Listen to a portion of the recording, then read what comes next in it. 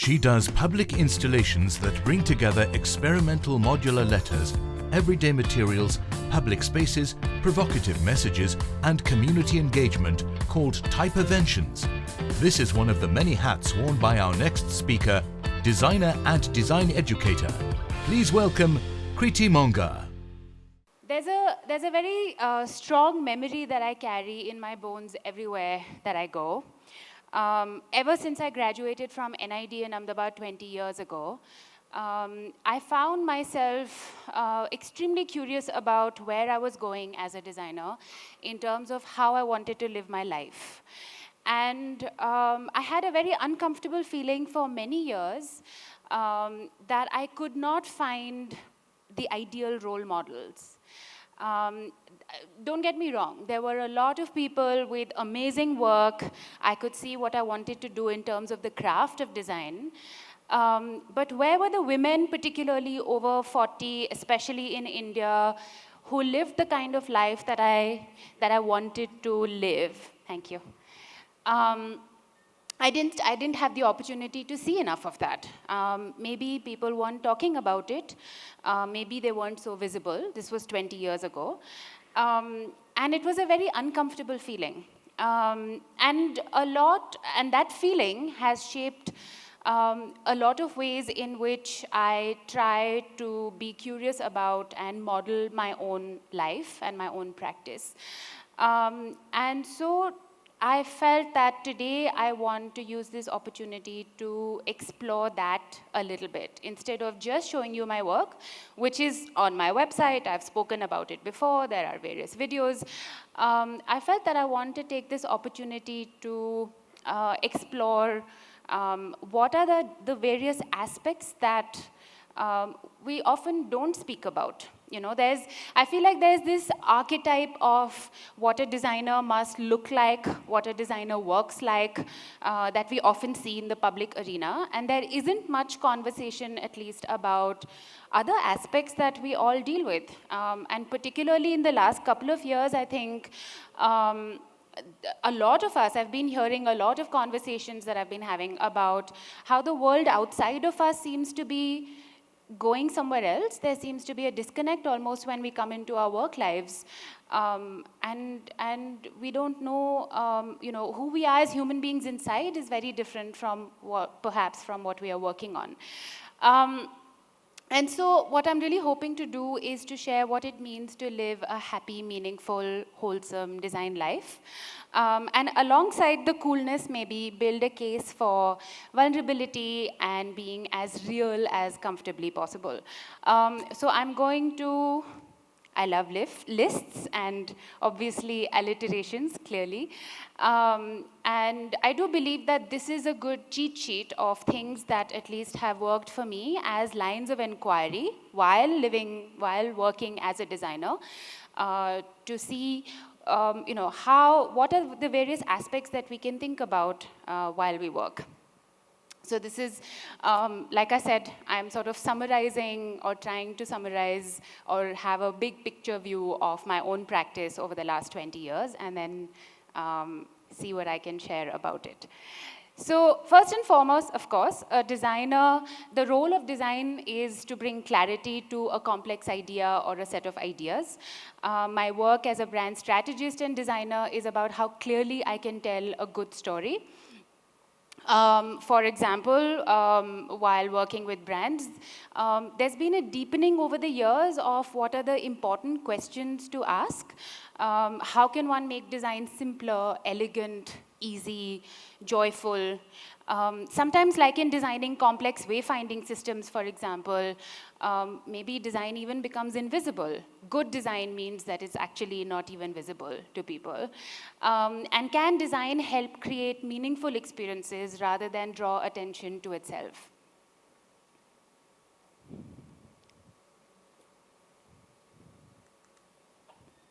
A restaurant identity expresses a sense of a whole experience around oneself. So Americano, for example, is a restaurant that connects with the idea of fine art in food by being drawn like a painter's signature. Another is airy and light, like a feather. And Can a neighborhood bookstore revive the culture and joy of reading through the metaphor of an abundant forest? Many of you who are from Bangalore would have seen Champaka bookstore that you will see on the screen in a second.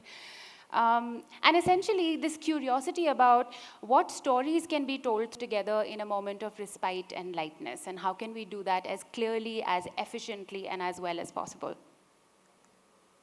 Whether in design or in life, I believe in creating and cultivating a culture of making. Always be making with your hands.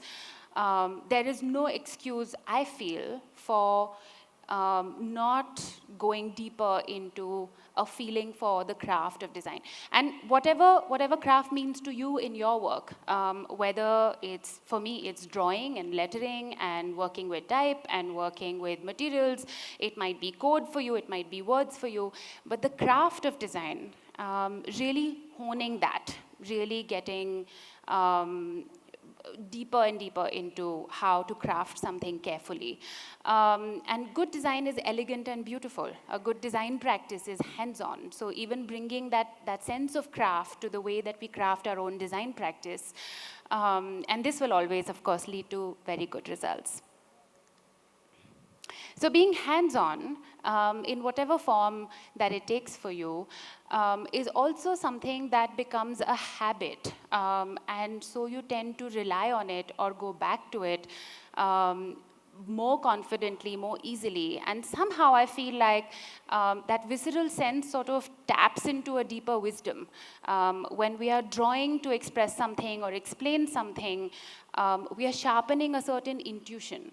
That then is easier to access. And intuition is extremely powerful. I'm trying very hard not to talk too much about the projects. Like I said, the case studies are always there. Everyone always talks about the work that they've done, and I'm sure that you can discover it on the internet at any point. But I'm just trying to talk about the certain thought processes behind how we can think about our practice. And for me, again, this sense of always be drawing has led to a lot of new possibilities, a lot of new arenas of work. Like for Terai Jin, for example, at the studio, we ended up, this is not, yes. We ended up actually designing the bottle. So my studio is a branding practice primarily, has been, but we've not stuck to boundaries in terms of the work that we've done. We ended up designing, like I said, the glass bottle, the closure, the stopper is a very unique piece of design that this is getting, okay, I must point it there, I'm sorry. And so we designed this to be crafted in Channapatna, if any of you know about this little town near Bangalore.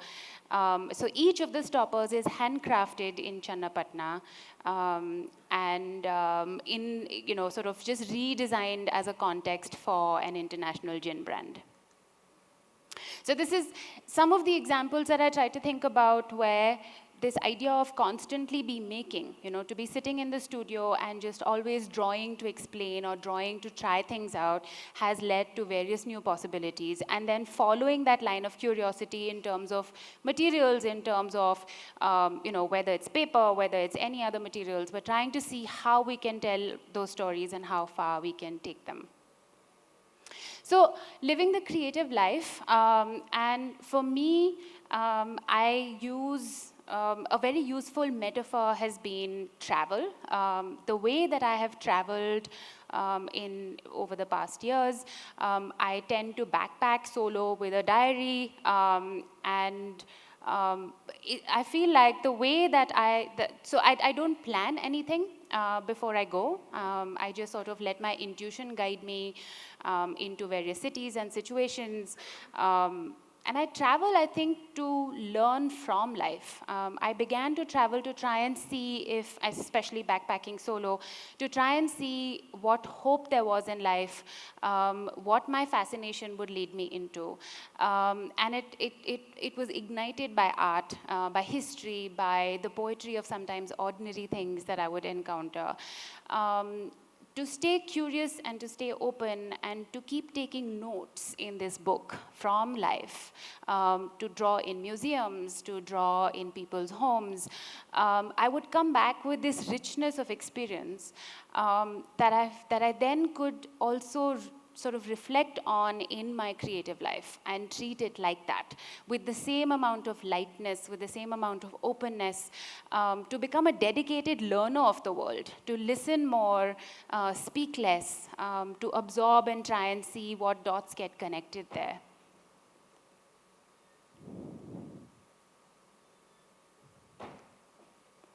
And in fact, in the same way, taking sketch notes, which also became a signature thing. They weren't called sketch notes back in the day, but I would always be drawing in books, like a sort of a visual form of journalism. And be very brave to always be exploring our little obsessions. So for me, lettering, poetry, the power of words was one of those things that may have been like a side project at one point, but in a designer's life, is anything really a side project? And it started to become a way of tapping into, again, that deeper inner wisdom. And almost after the drawing is done, discover what just happened there. Not sort of plan it before, like as a designer we often need to do, but to allow the body and hands to do their thing and then discover various nuances. And I found myself, of course, having opportunities to draw on all of these surfaces and all of these scales, on glass, with chalk, in restaurant walls. Of course, everywhere. On a Maharaja's piano in Bikaner.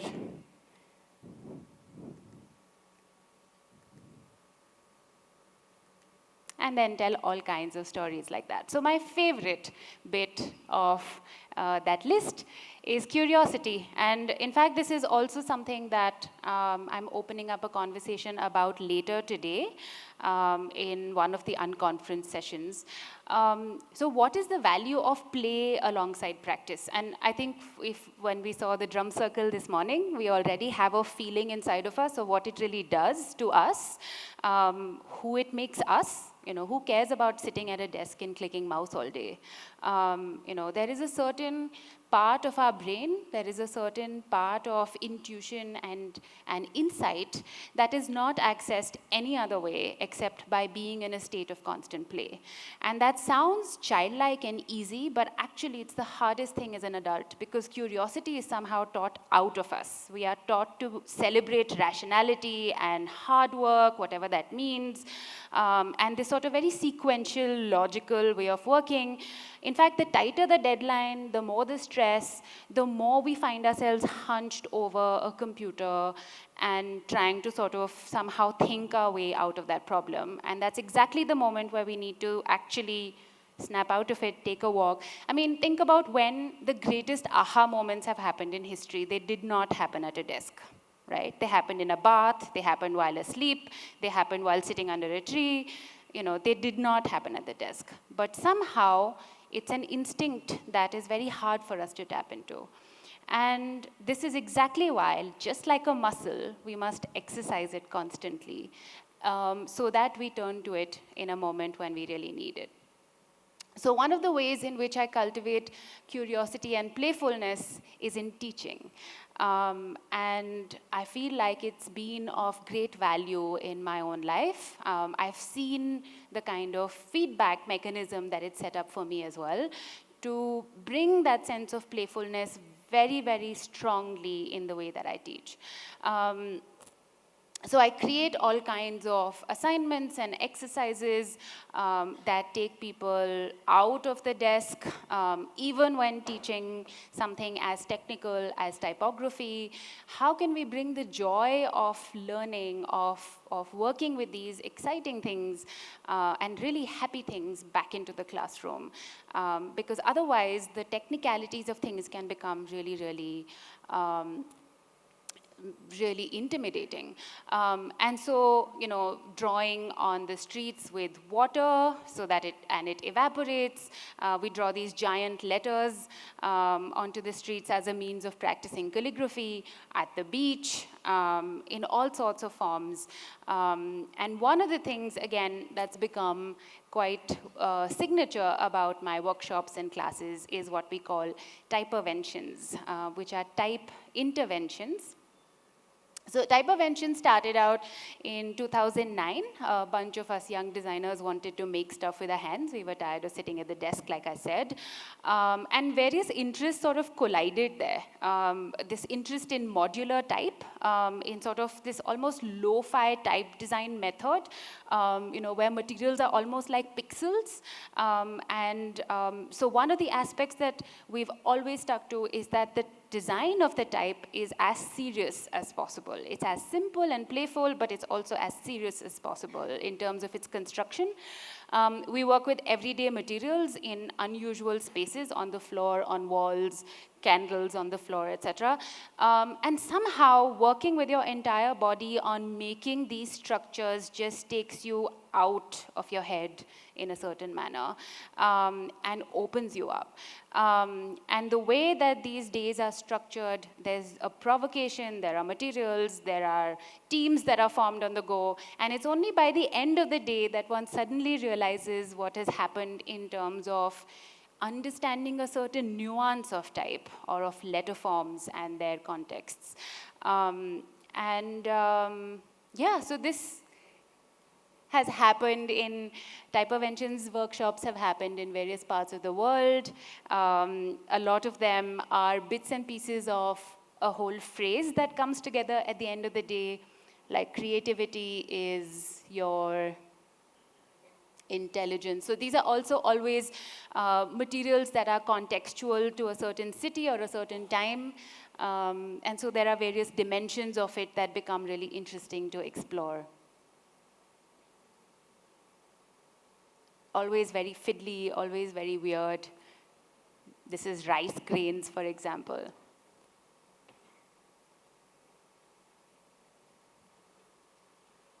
Coffee injected into bubble wrap.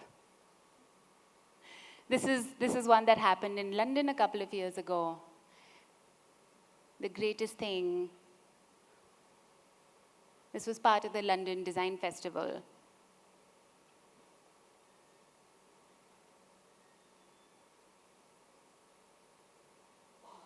You'll ever learn is to love and be loved in return.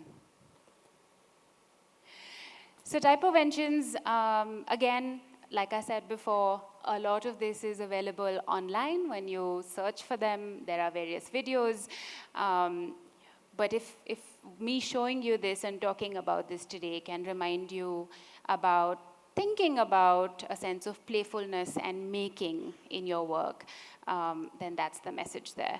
Which brings me to where I am right now, and again, something that I feel doesn't get spoken about, and I'm also taking the courage to speak about it, which is that we must have the courage to imagine better for ourselves and for the work that we do in both ways. What shape it takes, what shape our work takes, what shape our life takes, the courage to even do the smallest things. Like when we spoke about curiosity before, the courage to step away from the desk and take that walk, the courage to think about another way that something could happen, the courage to ask questions and say, why not that? Why not this way? Is a very, very important and underrated ingredient in living our design life. And for me, this has been a huge year, the year that's just happened. Exactly a year ago, my life was upended in the most dramatic of ways. The greatest personal and professional crisis that one could imagine. I really shouldn't even be here today. But somehow, this idea, all of these ideas of being a curious person, of championing wonder, of living with a certain amount of joy, of returning to the desk to make work with my hands, somehow all of these dots have connected and sort of raised certain questions within me. And honestly, there are times when what is happening in our lives or around us, like over the last few years for everyone, there are times when all of that is so much greater than us, than ourselves, and where we must take this almost stance of surrender, where we can't do much else. And then there's this humility in what just comes out of you. Fortunately for me, the questions that rose within me were, what can I do with this? Where can I go? What is life trying to show me? What must I make with my hands right now? And those questions have been the best validation for all of these ideas that I just shared with you. I'm so fortunate that I must have done something right in order to exercise all of this curiosity and playfulness to be at this point, to be able to make a fresh start with life. And as I've grown older, actually, my concerns have become smaller, more nuanced. How can I be kinder to others? How can I listen deeper? How can I treat myself and others with gentleness? And living a creative life is the most beautiful gift. And I hope that all of these provocations maybe have been nourishing for you in some way. I wish you all the best. Thank you.